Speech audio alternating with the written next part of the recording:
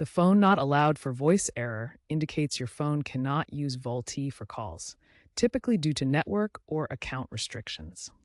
VoLTE, or Voice over LTE, is essential for Assurance Wireless since they operate on Verizon's network.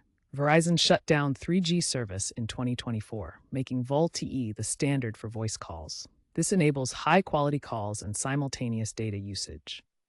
This error impacts approximately 15 to 20% of Assurance Wireless users, particularly those who have recently swapped SIM cards or made account changes.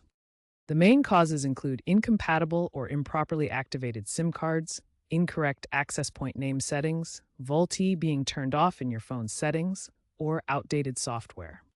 When these settings are incorrect, it can cause Verizon's system to flag your device, barring it from VoLTE functionality.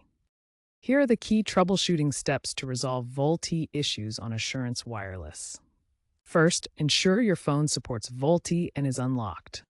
Next, check your SIM card is properly inserted and activated by contacting Assurance Wireless. Then, verify your APN settings. The correct APN for Assurance Wireless is VZ-Winternet with MMS enabled. Make sure VoLTE is turned on in your phone's mobile network settings.